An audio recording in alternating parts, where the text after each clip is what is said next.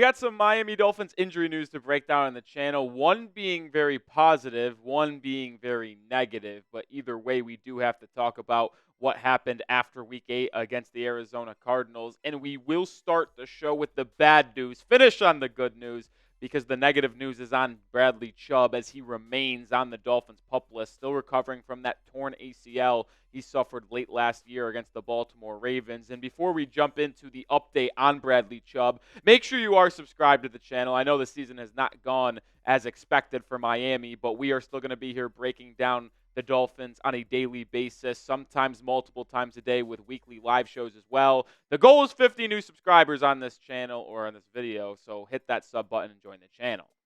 All right, Mike McDaniel spoke to some media members today and was asked about Bradley Chubb on if he could potentially return for the Miami Dolphins this week. And, well, the answer was no. And Mike McDaniel said he's not on my radar right now. Guys get on my radar when they start getting close to returning.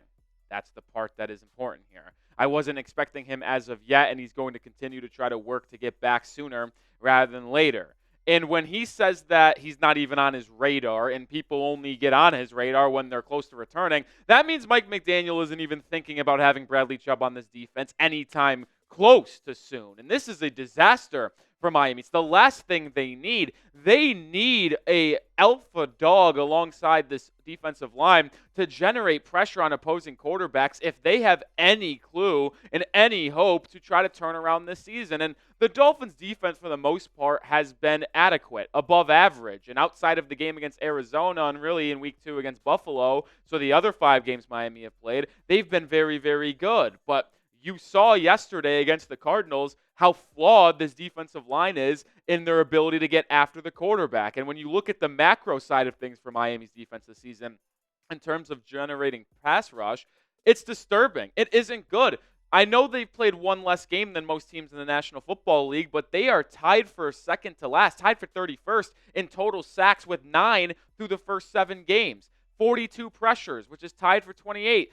21st in hurries. Now, their percentages are a little bit better, 16th in pressure and 12th in hurry, which kind of helps them a little bit in terms of the games played, in terms of the amount of pressures and hurries and their snaps and stuff like that. But it's still not great. They're not generating pressure at enough of a rate to become a disruptive defense that we'd like them to be. And I know there's injuries. Chubb isn't back yet. Jalen Phillips is out for the year. You're having to rely on a lot of rookies like Chop Robinson and Quentin Bell, who didn't even expect to be on this roster, and Tyus Bowser, who really wasn't expected to be on this roster, and they had to sign him off a practice squad a month ago. It just hasn't been what Miami has needed, and no matter how much the secondary has performed this season, you saw it yesterday. They've been great the first 6 games, but in that 7th game against Arizona, they got torched. Why was that? Because Kyler Murray had all day to throw, and even the very small and minuscule times that Miami got to Kyler Murray, he avoided the pressure, avoided the stack, extended plays, and it was just too much for the secondary to handle. They couldn't cover for that long, and Kyler Murray and company diced them up on the back end. It's been quite a disappointment for the Dolphins pass rush this season, and it's terrible news that Bradley Chubb isn't close to returning because, boy, oh boy, do they need him ASAP. But what say you? What is the biggest issue on the Miami Dolphins? It's no longer offense. I know it was one game, but you went out and scored 27 points. I think you might have to look to that pass rush. I think that might be the biggest issue on this team going forward for the rest of the season.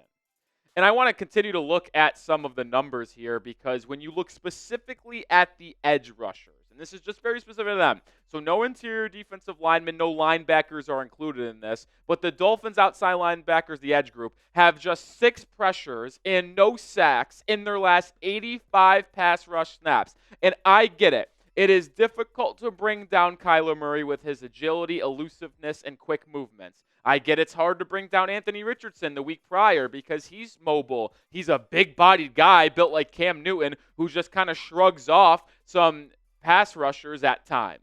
And he's too fast for defensive linemen. But these numbers are unacceptable. And specifically against Arizona, they were abysmal. Calais Campbell, we can consider him in that edge group. We consider him not to be kind of plays inside, he plays outside.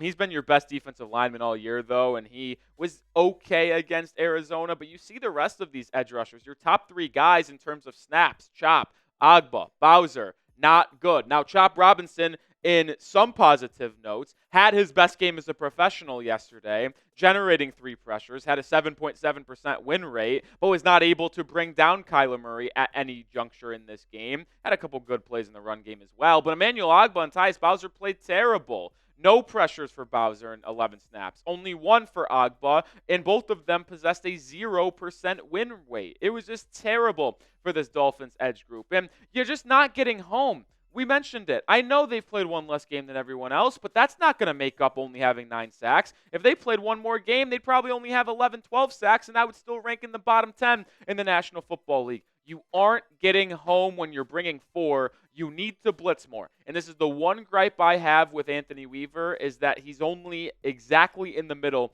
in terms of the amount of times he's sending a blitz at opposing quarterbacks. They blitz 23.4% of the time. That's 16th in the National Football League. If the Dolphins defense wants to get off the football field more, which they've done a good job of on third down, but at least limiting positive passing plays on first and second down and in the red zone, you're going to have to send more pressure. They only do it 16th in the NFL at 23.4% of the time. That needs to be bumped up. They need to be a team that blitzes and at least top 10 in the National Football League, because they're just standard 4-man rushes. It ain't working. Got to send 5, 6. Let your back-end corners play defense and man-to-man. I trust them to hold their own in the first 2 or 3 seconds for the most part. Can we generate some pressure, please? Because when Kyler Murray and other quarterbacks have 5, 6 seconds back there to dissect your secondary, it's just not going to go well.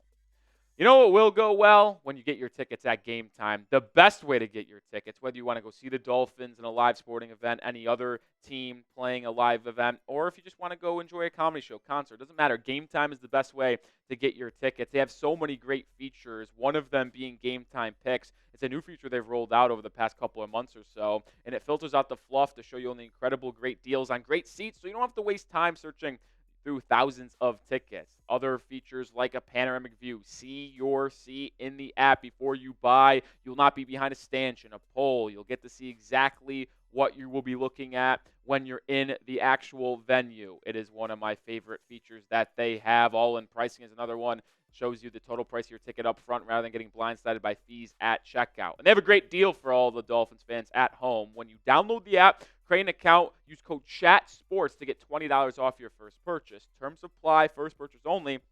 But again, code CHATSPORTS when you download the app and create an account to get $20 off your first purchase. Shout out to Game Time for sponsoring today's show. What time is it? It is game time. All right, I don't want to be all doom and gloom today with the Bradley Chubb and how bad this pass rush has been, but the Dolphins did get some good news. They actually did, and this comes on Jevon Holland's injury status. And Mike McDaniel was asked about him, and he said that it wasn't serious by measure of surgery or extended time. Still a little too early to tell what it means for this week against Buffalo, but it feels like it might be a week-to-week situation. Might be a possibility for him to play this week. Got to let this week play out with him.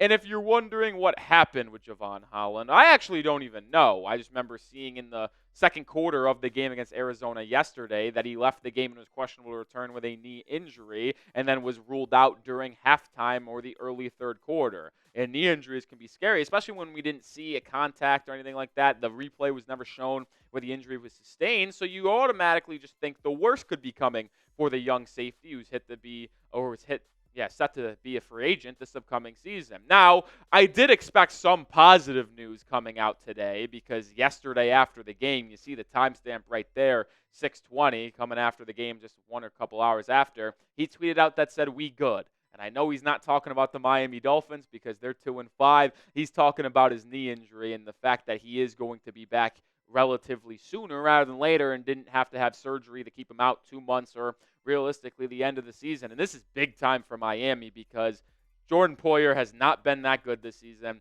Marcus May has had flashes but also had some bad moments, including that big-time missed tackle on 3rd and 4 with a minute and a half to go yesterday, where if you make that tackle at the line of scrimmage on Kyler Murray, you're going to get the ball back down 2, or excuse me, down 1, assuming Chatter Island makes the field goal with a minute 15 to go, and you have a chance to go win the game. Instead, Marcus May misses that tackle. Kyler Murray scrambles for a first down, and they win the ball game by salting it away. So it is key to have Javon Holland back in this team. And the sad part is that he's just been too injury prone this season, and we saw a little bit of it last year as well.